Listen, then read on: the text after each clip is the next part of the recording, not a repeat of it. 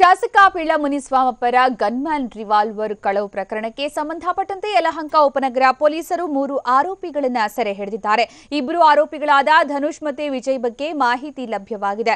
ಮಂಗಳೂರಿನ ಸುರತ್ಕಲ್ ನಿವಾಸಿಗಳಾದಂತಹ ಇಬ್ಬರು ಕೂಡ ಆರೋಪಿಗಳು ಮಂಗಳೂರು ಸುತ್ತಮುತ್ತ ರಾಬರಿ ಮಾಡ್ತಾ ಇದ್ದಂತಹ ಪ್ರಕರಣದಲ್ಲಿ ಆರೋಪಿಗಳಾಗಿದ್ರು. ಬಂದ ಹಣದಲ್ಲಿ ಮೋಜು ಮಸ್ತಿಯನ್ನ ಮಾಡ್ತಾ ಇದ್ರು. ಈ ಧನುಷ್ ಮತ್ತು ವಿಜಯ್ ಅನ್ನುವಂತಹ ಇಬ್ಬರು ಕೂಡ ಮಂಗಳೂರು ಪೊಲೀಸರಿಂದ ತಪ್ಪಿಸಿಕೊಂಡು ಬೆಂಗಳೂರಲ್ಲಿ ರಾಬರಿಯನ್ನ ಶುರು ಮಾಡಿಕೊಂಡಿದ್ರು.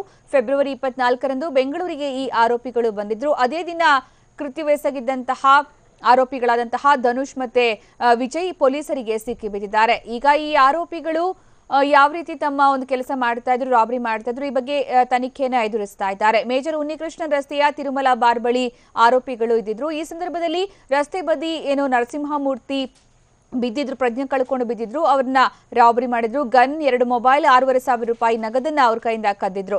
ಗೂಗಲ್ ಮ್ಯಾಪ್ ಹಾಕೊಂಡು ಯಶವಂತಪುರ ಲಾಡ್ಜ್ಗೆ ಅವರು ಹೋಗಿದ್ರು. ಮಾರನೇ ದಿನ ಬೆಳಗ್ಗೆ ಬೆಂಗಳೂರಿಂದ ಮಂಗಳೂರಿಗೆ ತೆರಳಿದ್ರು. 19 ವರ್ಷದ ಧನುಷ್ ಪೇಂಟಿಂಗ್ ಕೆಲಸ ಮಾಡ್ಕೊಂಡಿದ್ದ. ಇನ್ನು 21 ವರ್ಷದ ವಿಜಯ್ ಐಸ್ ಕ್ರೀಮ್ ಅಂಗಡಿ ಇಟ್ಟುಕೊಂಡಿದ್ದ.